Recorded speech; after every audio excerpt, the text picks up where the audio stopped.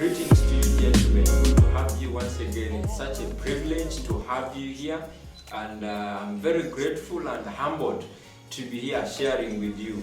I hope, and it is my prayer, and I believe that God has been doing great things in your life as a man. But as you know, 1 week ago we initiated and started our Men of Valor Discipleship class, and I believe you had a great time during our teachings of Men of Valor. Now, looking at what is happening around us, we may not be able to meet for the next 4 weeks, meaning we cannot have a physical gathering as Men of Valor. However, we do not want to miss out on our great teachings for what God is yet to do in us as men. That said, we are responding to the presidential directives about the coronavirus disease. Remember, we are not supposed to meet physically in groups of more than 10. And that said, we cannot afford to miss out on our great teachings as men. We will have this platform to share our teachings so that you can also have a feel of these teachings from your sitting room, from your home, from your workplace, and then have a great time of sharing and discussing what you're picking out of these teachings. Remember last weekend, we did handle a topic called character building, and we did talk about the foundation for character building. We did talk about faithfulness is the cornerstone upon which character is built. As a man, your character is the cornerstone upon which your life is built. Do you know what it means to build the desired character as a man on a journey to biblical manhood? You just need to go back and make a review of what was discussed and shared last week. And then today we just want to introduce to you the second chapter of the book. Remember, we are looking at our segment called Stewardship. We now want to look into Masculinity Crisis. What does it mean to be a masculine man? Do you believe and agree with me that we are in a crisis? In our present day generation, there is a crisis and it has to be addressed. You and I have a part to play. What role will you play about that? Even as you think about it, prepare your mental cracker sheets to listen in for this exciting teaching about masculinity crisis, and prepare to discuss with us the lessons and revelations you have gotten out of this teaching. Please welcome with me the teacher for the day, Mr. William. Hello, fellow men. I'm glad to be here with you this moment, and we continue with our classes in the discipleship of men. And we come at a time such as this where the world is actually experiencing a very challenging situation. And many people have been affected, and thank God for our leaders that the President came up with directives that are making us come up with alternatives of reaching out to you wherever you are. Today's topic, we are addressing the masculinity crisis. That is the second chapter in our book. And masculinity crisis, the word masculinity has something to do with the man, the qualities, the characteristics of a man. When somebody talks about masculinity, you hear something to do with a man. And the word crisis is a Greek word. Instead of C, they have a K, which is like crisis, meaning a critical moment.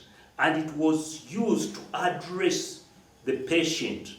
That moment when a patient is in a critical moment where he might make it or not make it. Now, whatever the outcome, that was a crisis moment. And you realize this word crisis is used when an important decision has to be made. A dangerous decision, an important decision has to be made. So when we refer to the masculinity crisis, we are looking at the man at that point where he is at a stage where he needs to make decisions regarding his manhood. And you realize that men work in such a way that they always refer to a point. So you realize that the man can only find himself in the world around him. So they may normally pick role models that they should emulate or they should look up to as they develop. And unfortunately, what is happening around us, you realize that there are so many people who are being fronted as role models or being portrayed as role models, but the system is only looking on the outside. And because the system looks on the outside, so young men who have been looking up to some men, like man of my age, will be disappointed at one stage when that man has not lived up to the standard or the built standard. So you realize that there is a lot of confusion around us on how the man can be defined, and that creates a masculinity crisis. And for that, you realize that now we need to have a model. We need to have a system. We need to have a way of defining who a man is. Because when you look at all the definitions around us, they are so messed up. When you look at the gender issue now, you find the gender is so blended that you may not even be able to tell whether one is a man or is a woman.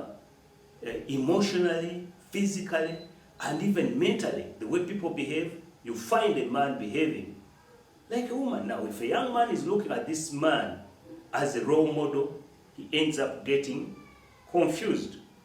But we have a very good reference point that we always say, and it's a principle we teach in the class, that when purpose is not known, abuse is inevitable. So you realize that we need to know the purpose of the man. Why was the man created? And who created him? And when we know that, the man will always find his position in his maker. The purpose of his life will be found in his maker. The man always needs to have an intervention of his maker to give him reason for living. And remember, you as a man, you always have to work on your character that helps you to be identified as the man you want to be. Because what we have been looking at, or what defines a man in the world, is the external qualities. And these are performance, intelligence, talent, and stuff like that. But then you find that the real man, or the man you want to be, actually the man we are studying about in these books, is the inner man. That real man inside, that desires to do better, that desires to be more. And you will find that even the system of the world rewards the outer man. It rewards performance as opposed to the qualities and the characteristics of the man. So the quality of the product determines this value. So a man will find himself and be able to walk through the masculinity crisis by choosing to develop his inner man, his inner character. And that will determine your value. And that means that you get in a position like now, those of you who have chosen to sit in a class, where you choose to sit and study. Like Paul told Timothy, that study to show yourself a man who is approved. So you choose to study, you choose to sit down, you choose to work on your life. Because remember, a man will always find and fine-tune his purpose in solitude, that is by himself, during challenges or through challenges, and in the company of other men. And that's what builds a man, that in all these three areas you are finding yourself, you are working on yourself. Avoiding and averting this crisis is deliberate. It doesn't just happen. You choose to say, this is the way I want to go. And if you have people that can help you, like these classes now, like the men that we are with, like your pastor. You sit with them, you listen to them, and you pick to find a way that will benefit you. Because manhood actually is not a destination that you say, now, for me, I've studied this book, I'm a man. Manhood is a process whereby even when you go through the curriculum, you realize that you need to do many more other things to build on that, that characteristic of building the man that you want to be. I think we are doing well so far. And I hope you are catching in, because when you read in the book, you realize that all these points I've been saying have been mentioned in the book. And the book will give you more time to internalize and appreciate those principles. Because later on, you get on this very platform and you discuss your findings with your classmates. And remember that you always be limited by three things, even as you choose and you desire to be that man that you want to be.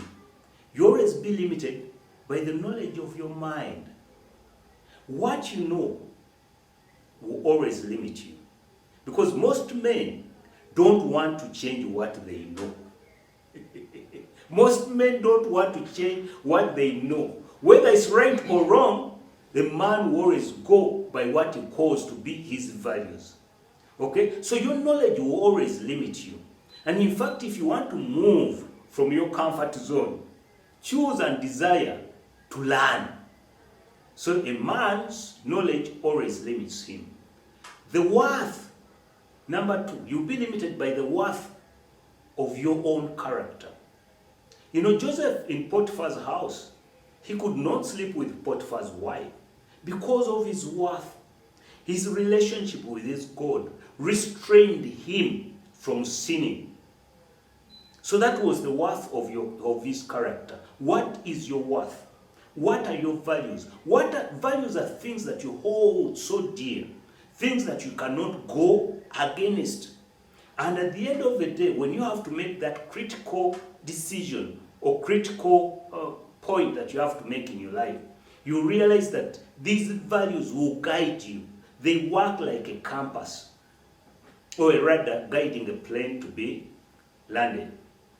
So the worth of your own character is very, very critical if you want to maximize yourself as a man. And number three, you also be limited by the philosophy upon which you build your life. Philosophy, the principles upon which you build your life. And that's why this program and this MOV program and mentorship program comes in so handy, because it gives you the principles, the biblical principles that can help you to maximize yourself as a man. So these three define a man, and the inner man, and the value of that inner man. And when they are followed, actually, because you can know things that are not right, your knowledge may not be the right one. Your own character may not be, worth of your own character may not be the right kind of one. And even the philosophers may be wrong. So if you follow them and you choose not to learn, you can end up in a worse one. Decision, because you end up making and taking wrong decisions. But the purpose of this program is to see that you are aligned. You are aligned with the right values, with the right, your worth, and then also the principles upon which you're building your life. And these are biblical principles.